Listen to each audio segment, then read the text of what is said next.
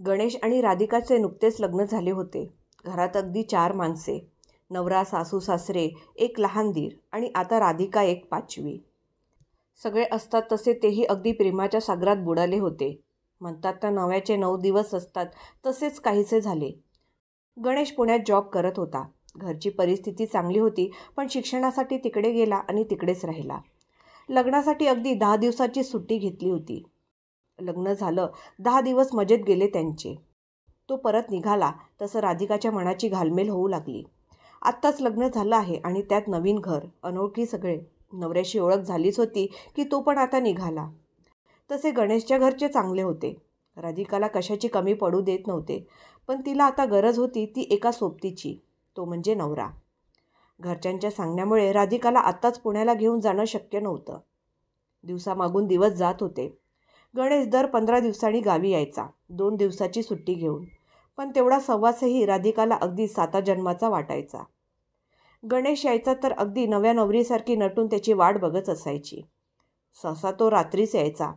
ऑफिसवरून लगेच गाडी पकडायचा. 4 तासाचा प्रवास असल्यामुळे 10पर्यंत तो घरी यायचा. राधिका ही शिकलेली पदवीधर होती. तिला नोकरी करण्याची खूप इच्छा होती. कधी ना कधी तिला पुण्याला तो घेऊन जाणार होता. त्यामुळे त्याने आतापासूनच तिच्या नोकरीसाठी अप्लाय करायला सुरुवात केली होती. पण एकीकडे घरच्यांना हे मान्य नव्हतं, कारण गणेशनेही इकडेच येऊन नोकरी करावी अथवा शेती बघावी अशीच घरच्यांची इच्छा होती. राधिकाला मात्र हे खटकत होतं, कारण गावी राहून आपली प्रगती होणार नाही, उलट अजून त्रास होईल असे तिला वाटत होते. आणि तिने हे गणेशला समजावून सांगितले. त्यालाही ते पटले, पण त्याने एक अट राधिकाला घातली की काही वर्षांनी का होईना गावी परत जायचं. राधिकानेही ते कबूल केलं, कारण ती सुद्धा गावी वाढलेली होती आणि आईबाबांपासून गणेशला दूर ठेवणं तिलाही पटत नव्हतं. रीतिरिवाजाप्रमाणे सणवार होत होते. लग्नानंतर पहिला सण आला, दिवाळी. तेव्हा नवीन जावई घरी बोलवण्याची रीत असल्यामुळे बोलावणे आले. गणेश ही दिवाळीसाठी सुट्टी काढून घरी आला होता. पण असं काहीसं घडलं की गणेशच्या आईने त्यांना राधिकाच्या घरी पाठवले नाही. का? तर राधिकाच्या घरचे अत्यंत गरीब होते आणि नुकतंच लग्न झालं असल्याने खर्चही झाला होता. तर त्यांना आता जावयासाठी नवीन सोन्याचा दागिना घालणे शक्य नव्हते. त्यामुळे त्यांनी आणखी केव्हा तरी करू म्हणाले. मग यांनी पण त्यांना आणखी केव्हा तरी पाठवून देऊ म्हणून नकार दिला. झालं, राधिकाच्या मनातून तिच्या सासरचे उतरले. तिला वाटलेही नव्हते ते असं काहीतरी करतील, कारण ती घरात आल्यापासून सासू सासरे अगदी तिला काही हवं नको सगळं बघत होते. शिवाय जास्त काही कामही करू देत नव्हते. नवरा सोबत नाही म्हणून दुखवतही नव्हते. इतकं सर्व असताना असं काही कसं घडलं याचं तिला आश्चर्य वाटत होतं. आणि याच विचारात तिचा पहिला दिवाळीचा सण पण दुःखातच निघून गेला. आधीच ठरवल्याप्रमाणे दिवाळी झाल्यानंतर गणेश राधिकाला घेऊन जाणार होता. त्यातही घरचे म्हणाले की मार्गशीर्ष महिना लागला की घेऊन जा. दोघांनीही मान्य केलं. गणेश एकटाच निघून गेला. तेव्हाही राधिकाच्या डोळ्यातील पाणी थांबत नव्हतं. कधी कधी वाटत होते घरचे किती पापी आहेत, 2 प्रेमी जीवांना दूर ठेवत आहेत. गणेशने तिकडे भाड्याने खोली बघायला चालू केली, कारण तो आता बॉईज रूम शेअर करत होता.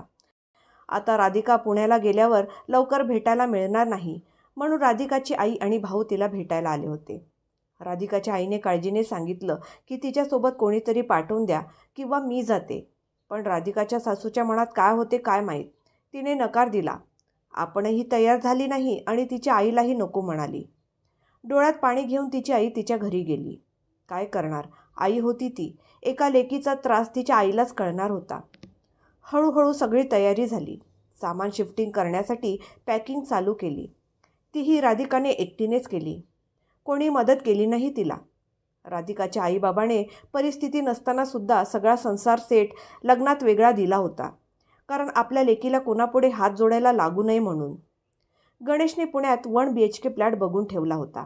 त्याने राधिकाला फोन करून सांगितलं. राधिकाही खूप खुश होती. का कुणास ठाऊक, तिला एक वेगळीच आनंदाची लहर आली होती. नवऱ्यासोबत वेळ घालवण्यासाठी तिला आता 15 दिवसाची वाट बघावी लागणार नव्हती. तो कायम तिच्याजवळ असणार होता. या विचारानेच ती खुलून गेली होती. ती तिच्या मनात मग्न झाली आणि तिला लग्नाआधीचे सारे आठवू लागले. अगदी गणेश पाहायला येणार होता तो दिवस पण पूर्ण लक्षात होता. गणेशची आत्या राधिकाच्या गावात राहत होती. तिच्या घरचे आणि त्याच्या आत्याच्या घरचे सलोखीचे संबंध होते. त्यांनी राधिकासाठी हे स्थळ सुचवले.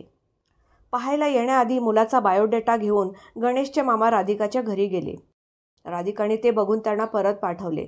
राधिकाला हे स्थळ पसंत नव्हते, कारण घरचे बऱ्यापैकी जरी असले तरी मुलगा घरापासून दूर राहतो आणि त्याला पुरेसा पगारही नाही. हे पाहिल्यावर तिने नको म्हणून सांगितलं. तिचं असं ठरलं नव्हतं की कसा मुलगा जोडीदार म्हणून हवा, पण घरचे मुलं पाहत होते लग्नासाठी. तिने होकार दिला होता इतकंच. काही दिवस असेच गेले. त्यानंतर एके दिवशी गणेशच्या घरचे राधिकाच्या गावातलीच एक मुलगी पाहण्यासाठी आले होते. ती पाहून झाल्यावर मात्र त्यांनी राधिकाला पण दाखवण्यासाठी आग्रह केला. गणेशची आत्या राधिकाच्या घरी कल्पना देण्यासाठी आली की आम्ही 10 मिनिटात मुलगी पाहायला येत आहोत, मुलीला तयार होण्यासाठी सांगा. राधिकाला हे कळल्यावर तिला खूप संताप चढला. ती वरवर जरी तयार होत असली तरी आतून खूप रागात होती. घरच्यांनी सांगितल्यावर तिने तयारी केली. कोणती तरी जुनी साडी काढली, कसे तरी नुसतेच पावडर लावले, टिकलीही नाही लावली. केसही मोकळे न सोडता तेलाने पचपचित करून वेणी घातली, जेणेकरून ते तिला नकार द्यावेत. पाहुणे आले, तिने नमस्कार केला. विचारणा झाली. ती न लाजता सगळी उत्तरे त्यांच्या डोळ्यात डोळे घालून देत होती, कारण यावरून तरी ते तिला नकार देतील, मुलगी उद्धट आहे समजतील. नंतर राधिका आणि गणेशला बोलण्यासाठी दुसऱ्या खोलीत पाठवले. त्यालाही राधिकाला नीट बघता येईल या हेतूने ही तयारी केली. पण झालं वेगळंच. राधिकाने खोलीतला प्रकाश कमी ठेवला. बिचाऱ्या गणेशच्या ते लक्षातही आलं नसेल. राधिकाच्या काकीने गणेशला काही प्रश्न विचारले. तो काकीकडे न बघता राधिकाकडे बघत उत्तरे देत होता. हे राधिकाच्या लक्षात आल्यावर तिने त्याच्याकडे रागाने बघायला सुरुवात केली. आणि हे कमी होतं की तिने दातओठ खायला पण चालू केलं. सगळा कार्यक्रम झाल्यावर राधिका अगदी खुशीत होती, कारण तिने ठरवलं तसं झालं होतं आणि आता काही आपल्याला होकार येणार नाही असं तिला वाटलं. पण झालं उलटंच. त्याच दिवशी अगदी ते पाहुणे त्यांच्या गावी जाताना त्यांच्या आत्याकडे निरोप ठेवून गेले की आम्हाला मुलगी पसंत आहे. राधिकाला हे समजले तसा तिचा चेहरा उतरला. तिच्या मनात आले की आपण एवढे करून पण मी कशी काय त्यांना आवडली. राधिका दिसायला अगदी गोड नाजूक होती. काळेभोर केस, पाणीदार डोळे, सरळ नाक, गोरा उभट चेहरा, उंच होती. त्यात गणेशला मेकअपने बडबडलेली मुलगी नको होती. अशी साधी सिंपल मुलगी त्याला पाहिजे होती. त्यामुळे त्याने लगेच होकार दिला होता. अचानक फोनच्या आवाजाने राधिकाची तंद्री तुटली. वर्तमान काळात आली तशी स्वतःशीच लाजून कामाला लागली. गणेशला राधिकाला घेऊन जाण्यासाठी सुट्टी मिळाली नाही, त्यामुळे तिला एकटीला जावं लागणार होतं. सोबत गणेशचे बाबा पुण्याला जाण्यासाठी तयार झाले. पण काही झालं तरी ते पुरुष माणूस आणि ड्रायव्हर एक, म्हणजे लेडीज कोणीच नव्हते तिच्यासोबत. प्रवास तसा दिवसाचाच होता, त्यामुळे काही वाटले नाही. पण तरी राधिकाच्या मनात धाकधूक होतीच. पहिल्यांदाच ती इतक्या दूर जाणार होती, तेही अनोळखी माणसांबरोबर. लग्नाला 4 महिने झाले तरी तिच्या हातातील चुडा अजून काढला नव्हता. ज्या दिवशी ती जाणार होती त्या दिवशी कासारीनबाईला बोलावलं. तिने ते काढून दुसऱ्या बांगड्या चढवल्या. राधिकाला कधीच बांगड्या घालायची सवय नव्हती. तिला अजूनही आठवत होते लहानपणीचे ते दिवस. लहान असल्यापासून तिला मुलांचे कपडे घालणे, मुलांसारखे चालणे, मुलांसारखी हेअरकट, मुलांमध्ये खेळणे आवडायचे. तिचे बाबा कुठेही गावी जायचे असेल तर तिला सोबत घेऊन जात असत. राधिका 7 वर्षाची असेल तेव्हा बाबा तिला एकदा भाऊबीजचा सण होता त्यामुळे आत्याकडे घेऊन गेले होते. तिथे आत्याने राधिकाचा अवतार बघून बाबांना चांगले सुलावले. मुलगी चांगली देखणी आणि काय हा तिचा अवतार करून ठेवला. तिने तिच्यासाठी चांगला फ्रॉक घेऊन घालून पाठवून दिला. तेव्हापासून कुठे ती मुलींसारखी वागत होती. पण केस कमी ठेवणे आणि कोणतीही बांगडी हातात चढवणे, कपाळावर टिकली लावणे तिने कधी केलं नाही आणि तिच्या घरचेही काही बोलले नाहीत. पुण्याला जाण्याचा प्रवास सुरू झाला तसं राधिका खूप खुश झाली. तिला गणेशला भेटण्याची उत्सुकता लागली होती. पण तिथे जाणे म्हणजे 4 ते 5 तासाचा प्रवास. पण वाट पाहणे तर तिच्या अंगवळणीच पडले होते जणू. त्यामुळे काही वाटले नाही तिला. वाटेत ड्रायव्हरला भूक लागली म्हणून गाडी थांबवली. तसं राधिकाच्या मनात आले, आत्ताच भूक लागावी का यांना. बाबांनी काही खाल्ले नाही. राधिकाला विचारले, तिनेही काही नको बोलून त्यांचे जेवण होईपर्यंत बसून राहिली. परत प्रवास चालू झाला. राधिका इतकी खुश झाली होती की पुढचे तिला काहीच सुचत नव्हते.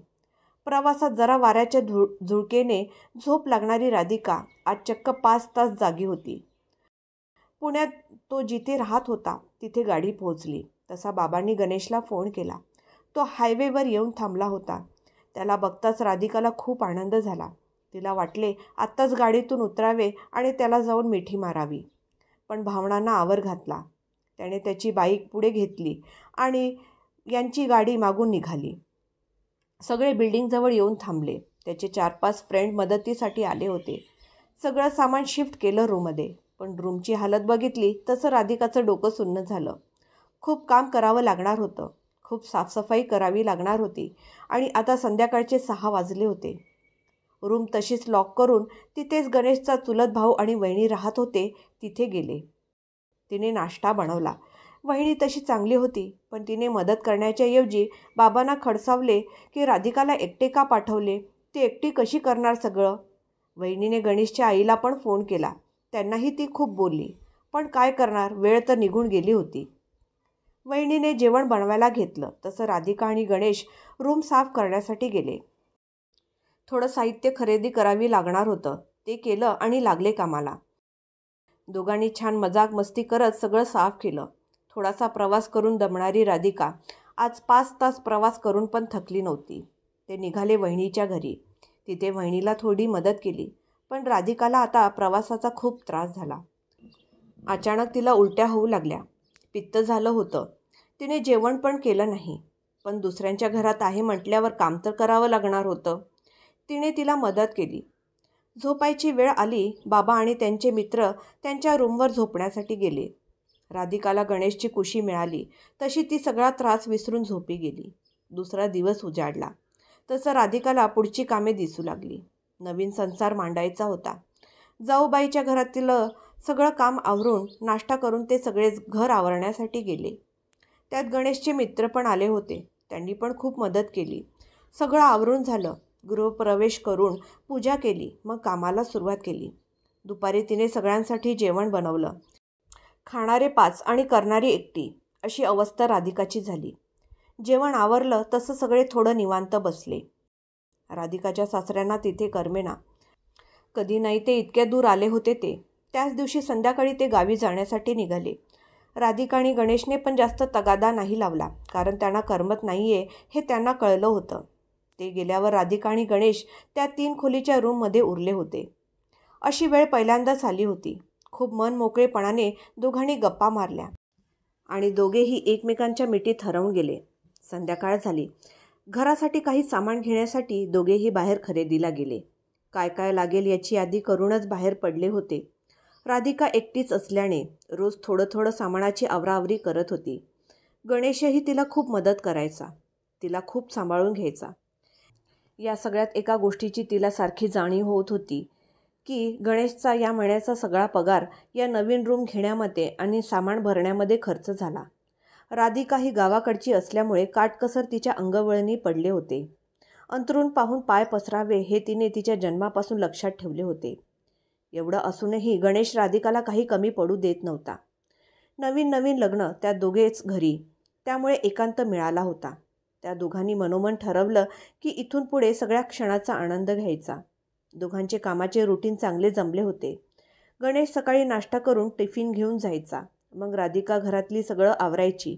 नंतर TV बघत बसायचं, नाहीतर झोपायचं. आणि संध्याकाळी मस्त नटून गणेशच्या वाटेकडे डोळे लावून बसायची. तो आला की दारातच अगदी त्याच्या मिठीत शिरायची. तोही खूप खुश व्हायचा. जेवण आवरून दोघे TV बघत बघत एकमेकांच्या कुशीत कधी झोपी जायचे त्यांनाही कळायचं नाही. असे 4-5 दिवस गेले. गणेशने आधीच राधिकाच्या नोकरीसाठी सगळ्या कंपन्यांना मेल केले होते. त्यातीलच एका ऑफिसमधून राधिकाला फोन आला. तिला सगळी माहिती सांगून मुलाखतीसाठी येण्याबद्दल सांगितले. थोडा वेळ गेल्यानंतर तिने गणेशला फोन करून सांगितलं. राधिकाला थोडी भीती वाटत होती. नवीन शहर, कामाचा काहीच अनुभव नाही. तिथे काय विचारणार काय नाही सगळं आठवून अंगावर तिच्या काटाच आला. पण त्याने तिला धीर दिला. पत्ता विचारल्यावर ते जिथे राहत होते तिथून थोड्याच अंतरावर ते ऑफिस होते. त्यामुळे गणेशने सोबत जायचे ठरवले. राधिकाचा मुलाखतीवरती वेगळा कोर्स झाला होता. तिने थोडी तयारी केली. अगदी 2 दिवसांनी बोलावले होते. त्यामुळे तिला जास्त तयारी करायला वेळ मिळाला नाही. काही तर होऊ दे, अनुभव तर येईल या उद्देशाने तिने जाण्याची तयारी केली. गणेशने त्या दिवशी सुट्टी घेतली. तिला जास्त माहीत नसल्याने तिने साधा पंजाबी ड्रेस घातला. गावाकडचे म्हटल्यावर मेकअपचा प्रश्न येतच नाही. थोडंसं आवरून देवाच्या पाया पडून ती निघाली. तो मार्गशीर्षमधील पहिला गुरुवार होता. तिची देवावर जास्त श्रद्धा होती. त्या दिवशी उपवास होता तिचा. लग्नानंतर पहिल्यांदाच असा उपवास तिने केला होता. ऑफिसमध्ये पोहोचल्यावर रिसेप्शनिस्टला विचारले. तिने थोडा वेळ थांबायला सांगितले. अजूनही काही जण मुलाखतीसाठी आले होते तिथे. पंजाबी ड्रेस, त्यात हातात हिरव्या बांगड्या, गळ्यात मोठं मंगळसूत्र, पायात पैंजण, लग्नातील सँडल, कपाळावर मोठी टिकली. त्यामुळे येता जाता सगळे तिला वरून खालीपर्यंत न्याहाळत होते. तिला थोडं खटकलं, पण ती पक्की कोल्हापुरी होती. तिचा बाणा ती सोडणार नव्हती. काहीच वेळ गेल्यावर तिचं नाव घेण्यात आलं. तिला मुलाखतीच्या खोलीत बोलावलं. तिथे एक मॅडम बसली होती. पहिल्यांदा तर तिने राधिकाला पूर्ण बघितलं. तिचा पोशाख आणि सगळं बघून थोडा वेळ थांबली. मुलाखत ऑडिट मेंबरच्या जागेसाठी होती. तिचं कॉमर्स झाल्याने थोडं थोडं माहीत होतं. मुलाखत चालू झाली तसं मॅडमने सुरुवातीला सांगितलं, मुलाखतीचे 3 राऊंड असतील. सगळे एकाच दिवशी होतील. अगर आणखी 1-2 वेळा बोलावतील तर यावं लागेल. राधिकाने कबूल केलं. तिने पाहिजे ती सगळी माहिती राधिकाला विचारून घेतली. पोस्टबद्दल माहिती राधिकाला सांगितली. सगळं व्हेरिफिकेशन झाल्यानंतर राधिकाला बाहेर बसायला सांगितले. बाहेर जाऊन तिने गणेशला अगदी सगळं सांगितलं. त्याला पण हसायला आलं. थोडा वेळ गेल्यानंतर त्यांनी राधिकाला परत बोलावलं. ती आत गेली. आता तिला पण थोडा कॉन्फिडन्स आला होता. आत गेली तर आधीच्या मॅडमसोबत अजून एक सर होते. राधिकाला मनातून वाटले की हेच सेकंड राऊंड घेणार असतील. आणि तसंच झालं. त्यांनी तसं सगळं पुढची माहिती विचारून घेतली. ते जसजसे विचारतील तसे राधिकाने सगळी उत्तरे पटापट दिली. तिला पण काही काळासाठी आश्चर्यच वाटले. परत तसंच तिला थोड्या वेळासाठी बाहेर बसायला सांगितले. काही वेळ असाच गेला. दोघांनाही काही कळत नव्हते. यामध्ये जवळजवळ 2 ते 3 तास गेले. ते विचारून जाणारच होते की तिला मुलाखती रूममध्ये परत बोलवण्यात आलं. आता तर राधिकाच्या मनात भीती आली, कारण आता त्या दोघांबरोबर तिसरे सर होते. त्यांच्या पोशाखावरून वाटत होते ते त्यांचे सिनियर असतील. ते राधिकाला बसायला सांगेपर्यंत ती उभीच होती. आता खात्री झाली त्यांच्या प्रश्नावरून आणि ओळख देण्यावरून ते सिनियरच होते. त्यांनी पण राधिकाला प्रश्न विचारले. सगळे नियम अटी सांगितल्या. यावरून कळाले की राधिकाचे 3 राऊंड आज घेतले गेले आहेत आणि ती सिलेक्ट झाली आहे. राधिकाचा पहिला जॉब असल्यामुळे तिने गणेशला न विचारता सगळ्या अटी मान्य केला. तरी तिने 10 मिनिटे घेतली विचार करण्यासाठी. बाहेर जाताना तिच्या चेहऱ्यावर खूप आनंद दिसत होता. तिने गणेशला सगळं सांगितलं. त्याला तर खूप आनंद झाला की माझ्या बायकोला इतक्या सहज नोकरी मिळाली, कारण तो जेव्हा पुण्याला आला होता तेव्हा त्याला खूप कष्ट करावे लागले होते. पण तो तिच्यासाठी खूप खुश होता. त्याने लगेच होकार दिला. ती परवानगी घेऊन तशीच आत निर्णय सांगायला गेली. सगळं नीट पार पडलं. सुरुवातीला पगार त्यांनी कमी सांगितला, पण तिला ते मान्य होतं. त्यांनी तिला सोमवारपासून कामावर जॉईन व्हायला सांगितलं. घरी जाऊन ही बातमी राधिकाच्या सासू सासऱ्यांना सांगितली. त्यांना पण आश्चर्य वाटले. साधी BCom झालेली मुलगी, कामाचा काही अनुभव नाही हिला, कशी काय नोकरी मिळाली असं त्यांना वाटलं. पहिला गुरुवार होता. तिचा उपवास होता. नोकरी मिळाली म्हणून आणि आयुष्यात महत्त्वाचे पाऊल टाकतोय म्हणून रात्री राधिकाने छान जेवण बनवले. या सगळ्यात एक गोष्ट राहिली, ती म्हणजे तिने आत्ताच कुठे या नवीन शहरात प्रवेश केला होता. अजून काहीच माहीत नव्हतं तिला. अगदी 4-5 दिवस झाले होते तिला येऊन. पण म्हणतात ना, पाण्यात पडल्याशिवाय पोहता येत नाही. तिने हेच लक्षात ठेवलं. सगळं आवरून रात्री दोघे बेडरूममध्ये झोपी गेले. राधिकाच्या जीवनातील एक नवा अध्याय आता सुरू झाला होता. मित्रांनो, तुम्हाला ही कथा कशी वाटली कमेंट करून नक्की सांगा. आवडली असेल तर लाईक करा, शेअर करा आणि अशाच नवनवीन कथा ऐकण्यासाठी माझ्या चॅनलला सबस्क्राईब करायला विसरू नका. धन्यवाद.